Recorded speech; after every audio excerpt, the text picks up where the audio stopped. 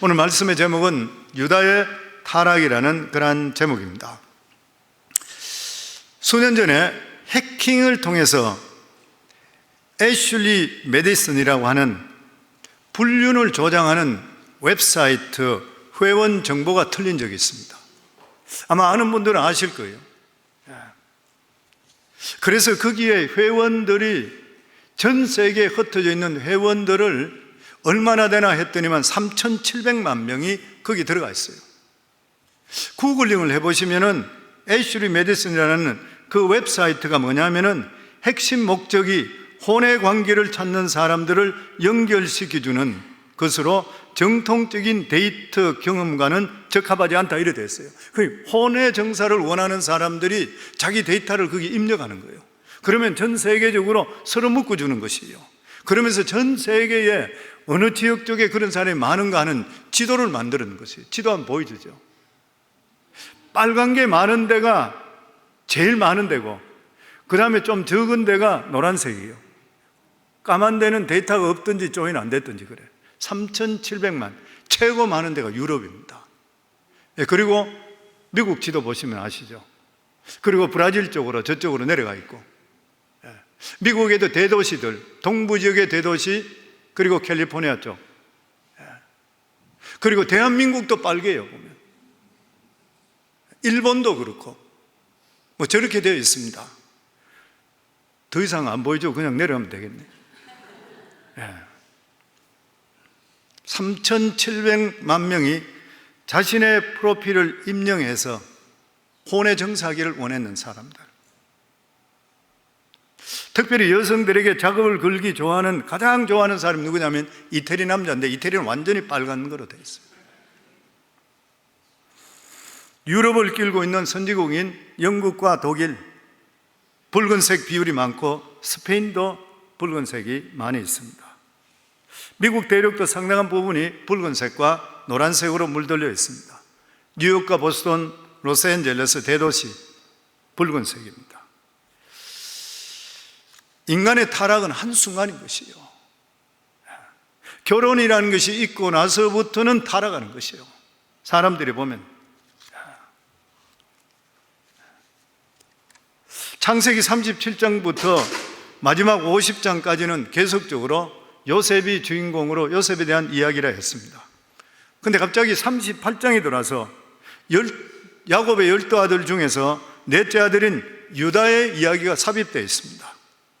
그리고 39장부터 다시 요셉의 이야기가 시작됩니다. 왜 요셉을 이야기하다가 갑자기 유다 이야기가 나온지, 그것도 아름답지 못하고 거북스러운 사건, 시아버지와 며느리 사이에 불륜으로 아기가 태어난 그러한 이야기가 기록되어 있는가? 그런데 이 사건은 이스라엘 12지파 중에 가장 중요하다 할 수 있는 유다지파의 출생의 비밀을 폭로하고 있습니다. 다윗과 예수 그리스도께서 이 유다지파를 통해서 태어났습니다. 그런데 성경은 이 유다지파의 시작이 며느리와 시아버지의 엄청난 부정과 그리고 또한 불륜의 관계에 얽혀 있다는 사실을 밝혀내는 거예요. 아마 유다지파로서는 오늘 본문보다도 더 치욕적이고 부끄러운 기록은 없을 것이에요. 그렇다면 하나님께서 이것을 왜 폭로하시는 것인가? 그것은 바로 이 이야기 속에 꼭 기록되어야 될 중요한 메시지가 있기 때문인 것입니다. 그것은 바로 그럼에도 불구하고 하나님의 은혜와 하나님의 약속의 성취를 보여주는 구속사적인 메시지가 있기 때문인 것이죠. 오늘 본문은 야곱의 네 번째 아들인 유다가 자기 형제를 떠나서 가나안 사람이 되기 위해서 가나안으로 갑니다. 그러니까 택한 백성이었었는데 택한 백성 가족에서 떠나서 완전히 가나안 사람이 되기 위해서 가나안으로 떠나가는 것, 이것은 분명히 유다의 완전히 탈선이라 할 수 있고 타락인 것이에요. 야곱의 집안은 가나안에 살고 있었지만 가나안 사람들과 동화되지 않고 살았습니다. 어떻게든지 그들과 구별된 그런 삶을 살았습니다. 그런데 이것을 깨뜨린 사람이 누구냐면 넷째 아들인 유다입니다.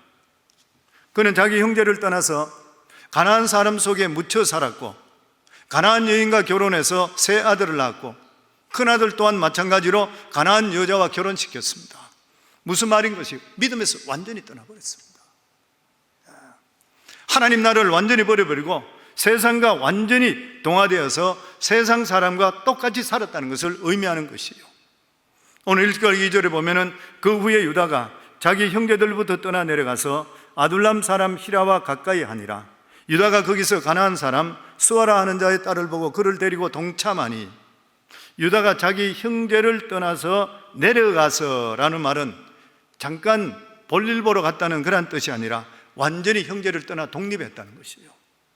그는 완전히 가나안 사람이 되기 위해서 형제들 관계를 끊어버렸습니다. 그리고 신앙적인 모든 것들을 포기해버렸습니다. 그리고 아둘람 사람 히라와 연합했다는 것은 아둘람 지역으로 이주해 가는 것이에요. 거처를 완전히 옮겼습니다. 그리고 그곳에서 가나안 여자와 결혼하고 청착에 살았습니다. 그가 집을 떠나게 된 것은 요셉을 팔기로 한 그러한 사건에 결정적인 원인이 있을 것이라 그렇게 이야기해요. 요셉이 팔림을 통해서 그것을 알게 됐던, 요셉이 죽었다고 생각했던 야곱이 식음을 전폐하는 이유, 또 뿐만 아니라 집안에 여러 가지 복잡한 관계가 많이 있습니다. 야곱의 집안은 엉망이었습니다. 큰형 루벤이 야곱 아버지의 첩인 빌하와 통정을 했습니다. 시몬과 레위는 살인을 했습니다.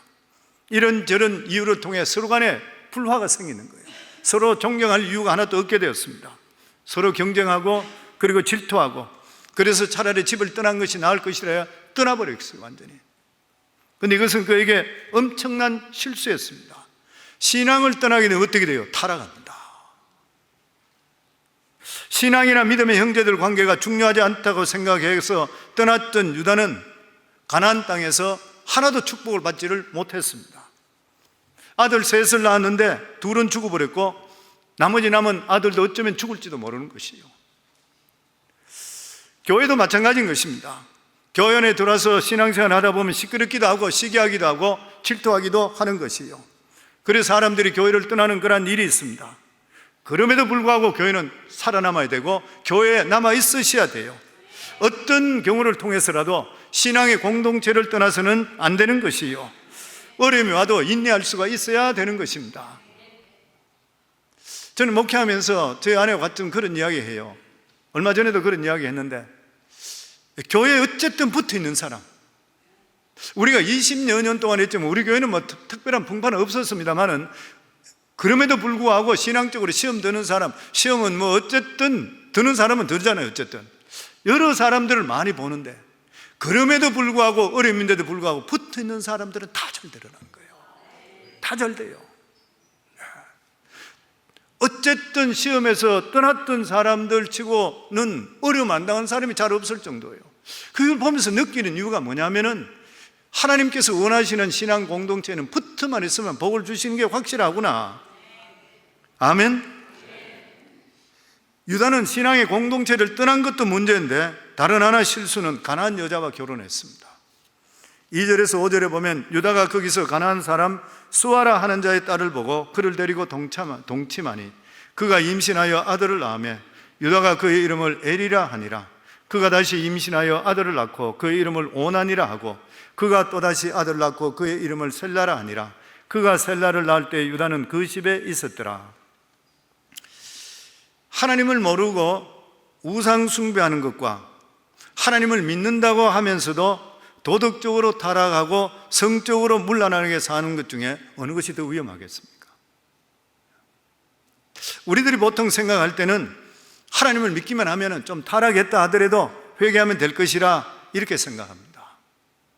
그러나 하나님께서는 하나님을 모르고 우상 숭배하는 것보다 하나님을 안다고 하면서 도덕적으로 성적으로 타락한 사람을 더 싫어하십니다. 역사적으로 증명이 됐습니다. 나중에 예루살렘이 바벨론에게 멸망당할 때에 이스라엘 백성들이 하나님께 예배 드리지 않은 것이 아닙니다. 하나님을 섬겼던 거예요. 그런데 그들의 삶이 어땠습니까? 도덕적으로 성적으로 타락했기 때문이에요. 우리가 예수 믿고 구원받으니까 우리는 무슨 일 잘못을 한다 하더라도 돌아오는데 생각하는데 성도는 우리 삶이 하나님이 거룩한 것 같이 우리 삶은 거룩을 추구하는 삶을 살아야지 복을 받습니다. 오늘 유다의 타락은 왜 이스라엘 자손들이 애굽으로 가야 했는지, 왜 그들이 가나안 땅을 차지하게 되기까지 430년 동안 노예로 있어야 되는지에 대해서 우리에게 설명해 주고 있습니다. 아브라함은 무슨 일이 있어도 이삭을 가나안 여자와 결혼해서는 안 된다는 전제하에 자기 종을 멀리 하란까지 보내서 며느리를 구해왔습니다. 이삭 또한 그 아들 야곱을 밧단 아람까지 보내서 아내를 구했습니다. 그 이유가 무엇인 것입니까? 가나안 여인들은 우상 숭배하고 성적으로 타락했기 때문인 것이요. 하나님께서는 이스라엘 백성들이 하나님을 섬기는 것도 중요하지만 그것에 못지않게 도덕적으로 성적으로 순결한 삶을 살기를 원하셨습니다. 이스라엘 백성들이 가나안 땅을 차지하기 전에 무려 430년 동안 고센 땅에서 애굽에 노예 생활을 했습니다. 그래서 비록 하나님은 그들이 잘 알지를 못했지만 적어도 성적으로는 가나안의 타락한 문화로부터 자신들을 지킬 수가 있었던 것입니다. 오늘 본문에서 유다는 너무나 쉽게 가나안 여자와 결혼한 것을 봅니다. 이것은 유다가 하나님의 약속의 말씀에 대해서 전혀 관심이 없다는 것을 말하는 것이요.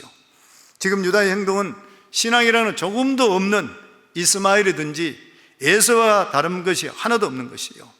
이거는 스스로 하나님의 축복의 약속과 신앙을 완전히 포기하는 행동이었습니다. 그런데 하나님께서는 마지막에 유다의 길을 막으시고 징계하심으로 인해 다시 돌아오게 했습니다. 이게 택한 자의 축복이죠. 무엇보다도 유다에게 큰 충격을 준 것은 큰아들 엘의 죽음이었습니다.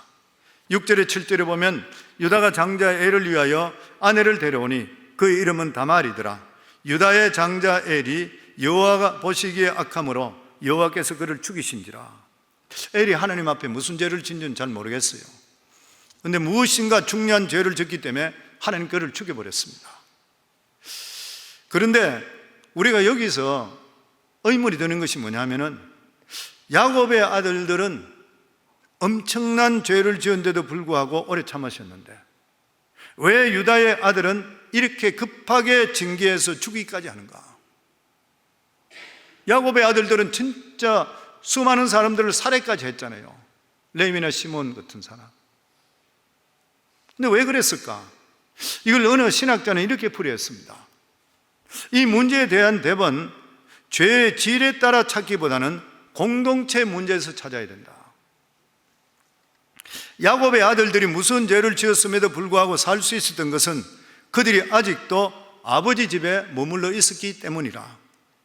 야곱의 집은 구약시대의 교회였습니다. 거기에는 아직까지도 여전히 하나님의 은혜가 있었다는 거예요. 그러나 유다는 신앙의 공동체를 떠나 세상으로 갔기 때문에 세상에서 지켜주실 하나님의 은혜가 없었다는 것이요. 굉장히 중요한 말씀입니다. 우리는 신앙의 공동체를 떠나면 위기를 맞이해요. 교회를 떠나게 되면 강도맞게 됩니다. 누가복음 10장 30절에도 보면 예수께 대답하여 이르시되 어떤 사람이 예루살렘에서 여리고로 내려가다가 강도를 만나며 강도들이 그 옷을 벗기고 때려 그의 죽은 것을 버리고 갔더라. 주께서 정해주신 거룩한 장소 예루살렘을 떠나서 여리고로 가다가 강도 만나는 것이요. 교회를 떠나면 반드시 강도 만납니다. 어떤 강도요? 물질의 강도, 건강의 강도, 행복의 강도, 강도 만나게 되어 있어요. 아버지 집을 멀리 떠나는 사람만큼 미련한 사람은 없습니다. 교회를 떠나는 사람은 또한 불행해집니다. 룻기 1장 1절에 보면 사사들이 치리하던 때에 그 땅에 흉년이 드니라. 유다 베들레헴의 한 사람이 그의 아내와 두 아들을 데리고 모압 지방에 가서 거류하였는데 베들레헴에 살던 엘리멜렉 가정이 흉년이 들어서 더 잘 살아보겠다고 모압 지방으로 갔습니다. 그러나 베들레헴을 떠나 이방 땅에 가서 큰 흉년을 만나게 돼요. 결국 10년도 안 돼서 엘리멜렉은 그 자신뿐만 아니라 두 아들까지 그곳에 죽어버렸습니다. 신앙이 있는 곳, 믿음이 뜨거운 곳, 내 영혼이 잘 되는 곳에는 그곳에 살아야지 시험이 오더라도 빨리 지나가게 되어 있는 것이요. 하나님이 정해준 땅이 아닌 이방에 가면 환난을 당하게 되어 있습니다. 성도는 절대로 교회를 떠나서는 안 되는 것이요. 그들도 베들레헴을 떠나서 모압 지방으로 갔기 때문에 죽음이라는 큰 흉년을 만나게 되었던 것입니다. 하나님의 성전을 떠나면 환난당하게 되어 있습니다. 우리는 예루살렘 곧 성전으로 와야 되는 것이요, 그래야지 신앙적으로 물질적으로 손해를 보지를 않는 것입니다. 사도 바울은 고린도 교회 편지를 쓰면서 교인 중에서 성적으로 무서운 죄를 지었는 한 형제, 이 사람을 교회에서 쫓아내라 그랬어요. 그리고 사단의 손에 넘겨주라 그랬습니다. 고린도전서 5장 5절에 보면 이런 자를 사단에 내주었으니 이는 육신은 멸하고 영은 주 예수의 날에 구원받게 하려 함이라. 사도 바울은 믿음의 공동체가 사단의 엄청난 세력으로부터 한 영혼 한 영혼들을 지켜주시는 피난처라는 거예요. 눈에 보이지 않지만 하나님의 불과 화영검이 교회에 있는 사람을 보호해 주는 것이요. 믿으시는가요? 우리가 하나님의 교회에 신실하게 속해져 있다는 것은 수많은 유혹으로부터 자동적으로 보호받게 되어 있습니다. 오늘날 사람들은 신앙의 공동체 그리고 교회 안에 보호막이 있다는 것을 잘 모르는 것이요, 그래서 교회에 오고 싶으면 오고 빠지고 싶으면 빠지고 자기 마음대로 해. 아주 자기 마음대로 들락거리는 사람이 있습니다. 권면을 해봐도 별 도리 없는 경우도 생겨요. 자기 마음대로 그냥 두라는 것이요, 결국 자기 마음대로 살다가 실컷 만진창이 돼서 회개하고 돌아오는 경우도 생기지만, 다행이지만 그런 사람은 안 돌아오는 사람도 있어요. 사람들은 눈에 보이지 않는 세계에 대해서 아는 바가 없기 때문에 눈에 보이는 것이 전부라 생각해. 세상에 있는 것이 전부라 그래 생각해요. 그러나 우리가 눈에 보이지 않는 것이 있습니다. 그것은 바로 믿음의 공동체를 덮고 있는 하나님의 은혜인 것이요. 믿으세요? 제가 이런 이야기를 자주 할 때에 엘리사에 대한 이야기 자주 하잖아요. 엘리사와 아람 군대, 그리고 그 아람 군대를 뒤덮고 있는 불병거, 불말과 불병거 하나님의 천군 천사들, 두세 사람 이상 주 이름으로 모인 곳에는 주께서 항상 함께 하시는 거예요. 예배당이 공동체가 중요한 이유가 우리가 두세 사람 이상 주 이름으로 모이고 예수 그리스도 이름으로 모이는 곳에는 반드시 주의 영이 이 자리에 함께하고 하나님의 천사가 이 자리에 함께하게 되어 있습니다. 그래서 예배 중심적으로 살고 믿음 중심적으로 사는 사람은 자기도 모르는 사이에 우리 주위에 보호막이 쳐져 있게 되어 있는 것이고, 그리고 예배 중심적으로 살아가는 삶은 하나님이 지켜주시게 되어 있는 것이요. 그래서 제가 성도들이 그런 이야기해요. 술이 취해도 교회에서 엎어져라 그러잖아요. 술 취하면 교회 안 오려고 그러고 생각하시면 안 돼요. 교회 안 오시고 술 취하면 바깥에 취하면 객사하든지 교통사고 나요. 안에 와서 엎어지라는 거예요. 옆에 술 냄새가 나더라도 괜찮으니까 예배당에 들어오라는 것이죠. 피곤해서 졸아도 예배당에 와서 좋으셔야 돼요. 예배만 드리면 좋은 사람은 그는 귀신 들린 사람이지만 피곤하더라도 교회 와서 좋으시라는 거예요. 왜 그런 것이요? 하나님의 백성들이 모이는 곳에는 하나님께서 그룹을 보내서 날개를 우리에게 품어주시고 보호해주시고 하나님의 은혜가 함께하기 때문인 것이에요. 아멘. 그러니까 이 지금 유다의 가장 문제는 뭐예요? 신앙의 공동체를 떠나버렸어요. 그러니까 환난 당했는 것이에요. 자식들 다 죽어버렸어요.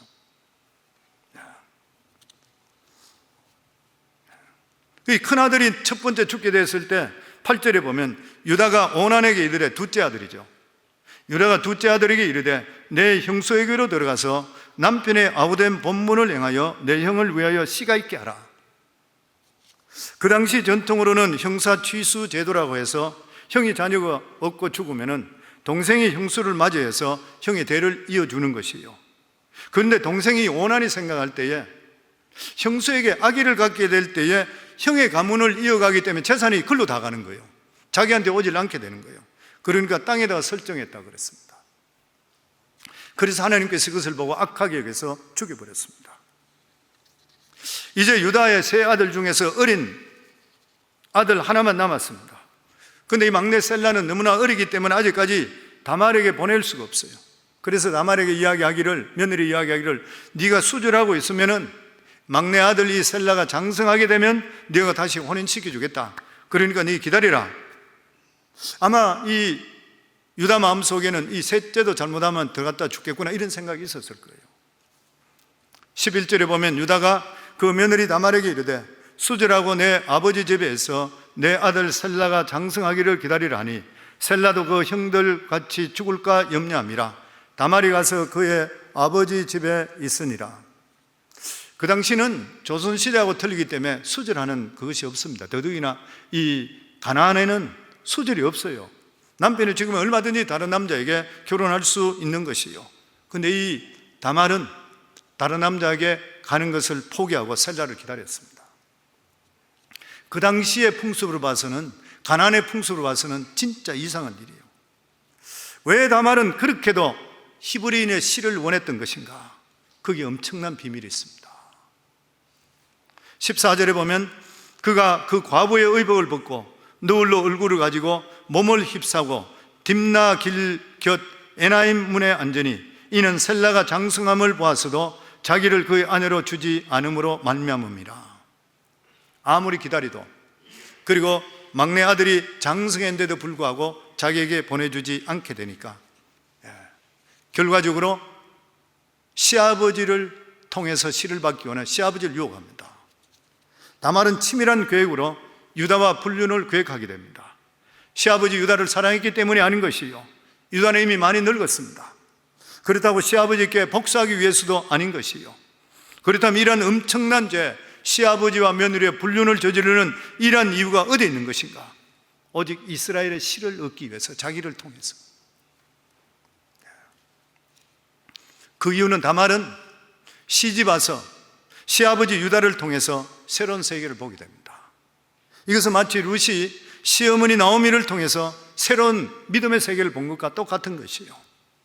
비록 유다가 신앙적으로 타락하고 침체된 상태였지만 그래도 가나안 사람들과 질이 틀렸던 거예요. 다말은 유다를 통해서 야곱의 집의 비밀을 듣게 됩니다. 특히 후손과 땅의 약속을 들은 것이 분명한 것이요, 그들은 틀림없이 아마 유다를 통해서 하나님의 약속의 말씀을 들었을 것이요, 아브라함의 하나님, 이삭의 하나님, 야곱의 하나님, 앞으로 어떻게 될 것이라, 이 말씀을 자기 마음에 들었을 때에 그녀는 완전히 이것이 복음이었습니다. 한 번도 경험해보지 못했던 복음이었던 것이요. 그래서 어떤 일이 있다 하더라도 그 씨를 자기가 가져야 되겠다, 하나님의 약속을 내가 쟁취해야 되겠다. 대단한 일이죠. 다말은 남편은 죽어버리고 그 동생은 의도적으로 땅에 설정해버렸고 집에서 수절하고 그 막내인 셀라의 소식을 기다렸지만 소식이 없었습니다. 그래서 결심한 것이 유다를 통해 씨를 받는 거예요. 시아버지인 유다를 통해. 사회 경험상으로는 이상한 것이지만 하나님 나라 개념으로 볼 때는 굉장한 열심입니다. 자기가 시아버지와 불륜을 저질러 좋아서 했는 게 아니거든요. 목적이 있었던 거예요. 그녀는 생각할 때 나는 창피하고 주위 사람들의 업신여김을 받는 일이 있다 하더라도 나는 이 집안의 가문들에 내려오는 이 축복을 반드시 내가 쟁취할 것이라. 결국 하나님의 축복을 쟁취합니다. 창녀로 변장해서 시아버지 유다와 관계를 맺음을 통해 이스라엘의 씨를 얻어내는 것이죠. 그것이 바로 쌍둥이 아들을 낳는 것이 베레스와 세라인 것이요. 마태복음 1장에 보면 예수님의 계보에 다말이 나옵니다. 예수님의 계보에 다말이 나오죠. 그리고 나서 이 다말이 난 아들들 베레스와 세라 중에 베레스의 후손이 누구냐면 다윗과 예수 그리스도의 계보로 연결됩니다. 그녀는 소원대로 이스라엘에서 가장 복받은 여인들이 되었을 뿐만 아니라 이스라엘 백성들은 오고 가는 시대에서 다말을 이야기하기를 복받은 여자로 칭송했습니다. 그녀에게는 고난이 있었지만 결국 그러한 것들을 통해서 다윗 왕가가 나왔던 것이에요. 오늘 본문을 통해서 하나님께서 우리에게 주시는 말씀이 무엇인 것입니까? 이 세상 누구도 다말이란 이방 여인을 눈여겨보지 않았지만 하나님의 주시는 이 귀한 축복, 믿음을 쟁취하려고 기다린 이걸 하나님 보시는 거예요. 다말은 자신도 몰랐지만 하나님은 수많은 타락한 여인 가운데서 그를 보고 계셨고 유다의 타락과 시련을 통해서 하나님께서는 오히려 온전한 백성으로 인도했습니다.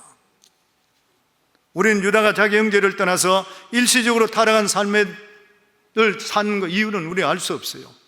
그러나 이 모든 일의 결과를 볼 때는 하나님께서 모든 일에 합력의 선을 이루셨다는 것이에요. 하나님께서는 유다의 불순종과 실패를 통해서도 이 귀한 한 영혼을 구원하셨던 것입니다. 여리고성에 있는 기생 라합도 마찬가지인 것입니다. 이 세상에 가장 귀한 복이 무엇이에요? 하나님을 아는 것이 복인 줄을 믿습니다. 아멘. 그리고 천국은 어떤 것이라고? 침노하는 자의 것이라고 그랬어요. 침노하는 자. 영적인 복은 절대로 양보하거나 뺏겨서는 안 되는 것이에요. 야곱은 그것을 알았기 때문에 생명을 걸었지 않습니까? 야곱은 목숨을 걸었잖아요. 집안의 장자로 쓰시는 그 귀한 복을 받기 위해 아브라함 하나님, 이삭의 하나님, 에서의 하나님이 되어야 되는데 에서가 장자의 복을 긍휼히 별로 정말 귀하게 여기지 않게 되니까 팥죽으로 주고 나서 그걸 자기가 샀잖아요. 그리고 자기는 계속 죽음 때문에 쫓겨다녔잖아요. 근데 결과적으로 목숨 거는 이러한 모험 때문에 나중에 야곱이 이스라엘이 되었습니다. 그래서 아브라함의 하나님, 이삭의 하나님, 야곱의 하나님, 에서의 하나님이 아니라 야곱의 하나님이 되셨던 것이요. 사도 바울도 이 영적 축복을 알았기 때문에 예수님을 아는 일에 대해서 걸림돌이 된다면 자기가 가지고 있는 어떤 것도 배설물로 버린다고 그랬습니다. 빌립보 3장 7절에서 9절에 보면 그러나 무엇이든지 내게 유익하던 것을 내가 그리스도를 위하여 다 해로 여길 뿐더러 또한 모든 것을 해로 여기면 내 주 그리스도 예수를 아는 지식이 가장 고상하기 때문이라. 내가 그를 위하여 모든 것을 잃어버리고 배설물로 여기면 그리스도를 얻고 그 안에서 발견되려 함이라. 사도 바울은 그리스도 안에 있는 것, 그리스도 안에 붙들리는 것이 그의 열방이었습니다. 그의 원하는 것이 없었습니다. 그 나머지는 자기들이 자랑하는 게 다 배설물로 여기는 거예요. 우리들도 마찬가지인 것입니다. 오늘날 예수님이 내 안에 온전히 역사하기 위해서는 기꺼이 내가 믿음 때문에 잃겠다는 마음을 가질 수 있어야 돼요. 사도 바울의 믿음, 다말의 믿음을 가질 수 있어야 되는 것이요. 성도님들, 성령은 아무나 충만케 하는 거 아닌 것입니다. 아무나 충만하고 싶으면 충만되는 것이 아닌 것이요. 세상도 취하고 말씀도 취하고 하나님께도 인정받고 세상에도 자랑하려고 하는 사람, 이런 사람이 역사 안 해요. 하나님은 자기의 모든 학벌이나 재능이나 계획이나 생활의 모든 편의를 다 배설물로 여기고 오직 예수 그리스도 안에 발견되기를 원하는 사람, 그 안에 살기를 원하는 사람, 성령이 퍼붓는 거예요. 그 사람한테. 이런 사람이 구원의 역사의 주인공이 되는 것이요. 희생하는 만큼, 헌신하는 만큼 하나님 나라의 주인공이 됩니다. 아셔야 돼요. 적당히 그냥 내가 예배당에 와서 예배만 드리고 가고 무조건 하나님 복 주신다, 그런 기복적인 하나님이 아니세요. 하나님께서는 그리스도를 잃어버린 만큼 하나님께서 삶에서 역사하게 되어 있습니다. 오늘 본문에 주시는 교훈입니다. 영적인 축복을 절대로 소홀히 생각하지 마세요. 영적인 축복을 쟁취하셔야 돼요. 누구에게도 빼앗기지를 말아야 되는 것이요. 구하는 자가 천국의 주인공이 되는 것입니다. 그래서 성도님들, 부부간에 살더라도 믿음은 절대로 양보할 게 아니에요. 부부간에 같이 살더라도 남편이 있고 아내가 있다 하더라도 그 중에 아브라함이 따로 있습니다. 누가 아브라함이요? 여자라 하더라도 믿음 있는 사람이 아브라함이요. 뺏기질 말아야 되는 것이에요. 보면 믿음은 절대로 타협하는 것이 아니에요. 잃어버리는 것이에요. 그거는. 둘째로는 교회가 얼마나 중요하다는 것에 대해서 말씀하고 있습니다. 신앙 공동체는 눈에 보이지 않는 하나님의 보호막으로 둘러져 있는 것입니다. 신앙 공동체가 문제가 있습니다. 완전하지 않는 것이죠. 이렇다 해서 제 마음대로 들락거리서는 안 되는 것이요. 굉장히 위험한 일입니다. 유다는 신앙 공동체에 들락거리다가 만진창이 되어버렸습니다. 유다처럼 돌아오는 사람보다 못 돌아오는 사람이 더 많은 것이요. 요즘 신앙인들은 너무 계산적이라 그래. 매사하게 자기중심적이라 그래요. 성도는 항상 신앙 공동체와 관계를 먼저 생각해야 돼요. 집을 사더라도 교회 옆에 사셔야 돼. 가까운 데 살고. 내가 예배 중심적으로 사는 데를 항상 해야 돼요. 그걸 자녀들에게 보여주셔야 돼요. 항상 보여주셔야 됩니다. 늘 기도할 수 있고 늘 내가 오고 싶을 때 올 수 있는데, 우리 교회는 사람이 오는 거 굉장히 환영합니다. 근데 가겠다는 사람은 억지로 잡지 않아요. 제가 뭐 억지로 잡아봐야 잡는다고 되는 거 아니더라고, 목회하면서 보니까요. 자기 스스로 알아야 되는 것이요. 그렇지만은 믿음의 공동체에 속해져 있다는 것이 얼마나 귀한 일이라는 것을 알아야 되고, 정말 이것이 믿음의 공동체라 생각하면 문을 부수고라도 들어올 수 있어야 되는 거예요. 제가 요즘 들어보면 우리 교회에 있다가 한국으로 가시고 이사가고 이런 분들 가면 우리 교회에서는 별로 이름도 없던 분인데 한국에 가지고 딴 교회 다니면서는 우리 교회 선전을 얼마나 많이 하는지, 성광교회 같이 해야 된다 그러고, 여기 있을 때는 선교도 별로 안 하는 분이 다른 교회 가가지고는 자기가 선교 팀장이 돼서 단기 선교 끌고 가고, 집을 좀 나가봐야 아는 것 같아. 보니까요, 있으니까 좋은 걸 잘 몰라요. 뭐 별로 감동이 없어 보입니다. 저는 평신도로 신앙생활 20년 하면서 목사님이 서너 번 바뀌면서 우여곡절 진짜 많이 겪었습니다. 그러면서 느끼는 게 뭐냐면, 평신도는 죄가 없고 지도자가 죄가 있다 생각했어요. 제가 우리 교회 성도 보고 잘못하고 당신 잘못하고 한 적이 있습니까? 전부 내 탓이라 그러지. 있어 보니까 그렇더라고. 보니까요.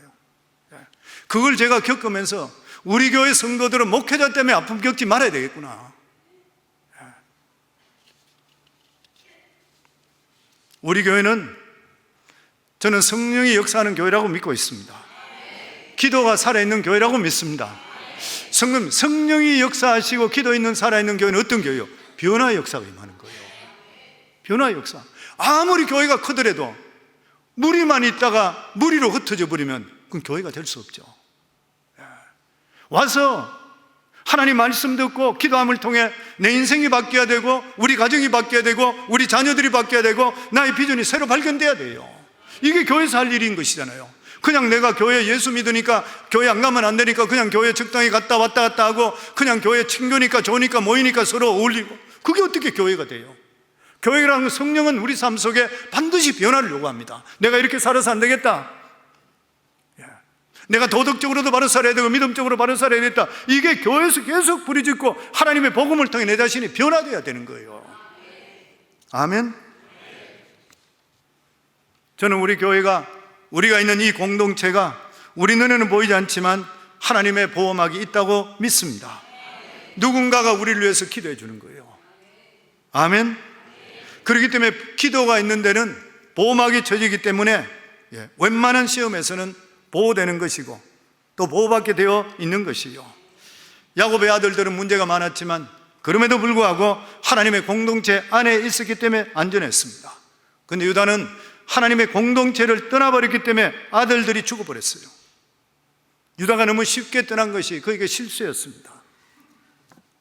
하나님은 12지파의 아들로 태어났다 할지라도, 하나님의 약속의 자녀를 할지라도, 하나님 말씀을 떠나고 신앙 공동체를 떠나서 자기 마음대로 살겠다 할 때는 화가 임했는 것이요.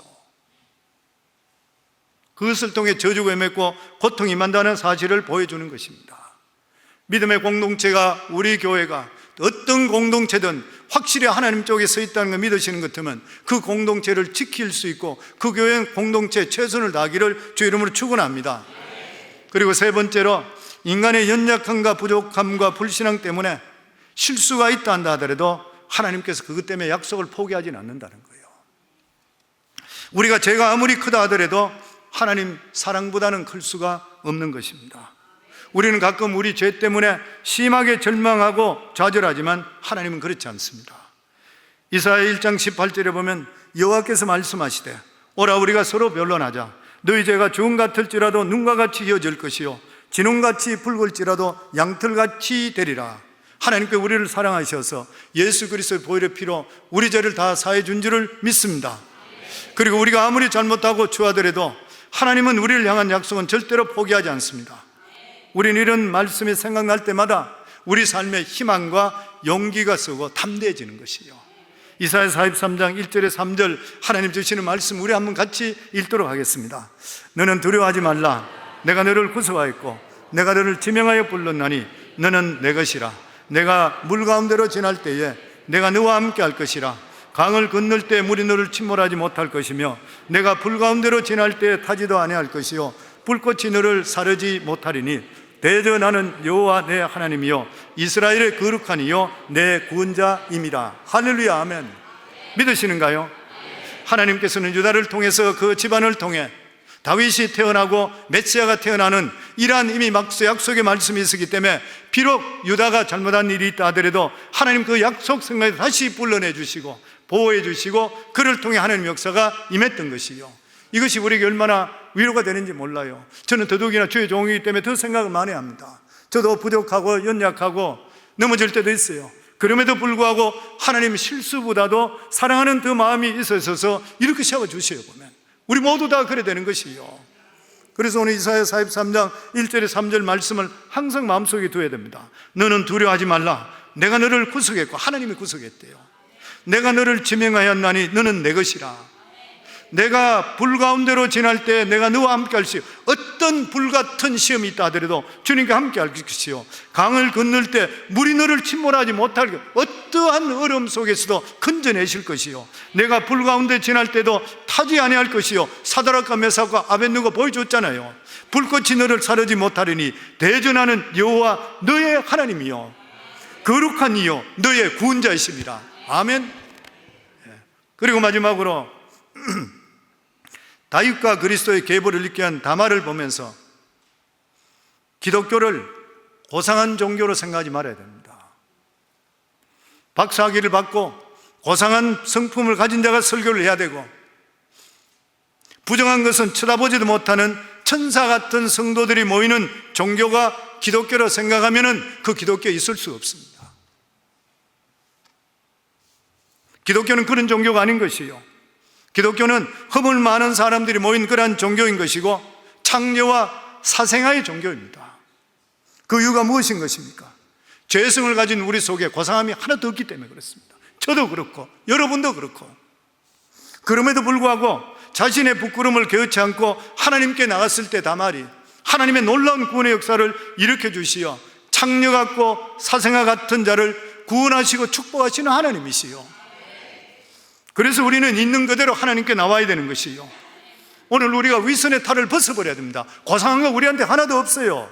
내 모습 그대로 놓고 하나님께 은혜를 구해야 되는 것이요, 그렇게 할 때 하나님께서는 이 험한 세상에 손가락 하나 건드리지 못하게끔 하나님께서 우리를 보호하시고 지켜주시는 것입니다. 예수 그리스도가 이 땅에 오신 것이 우리를 이렇게 구원해 주시기 오셨습니다.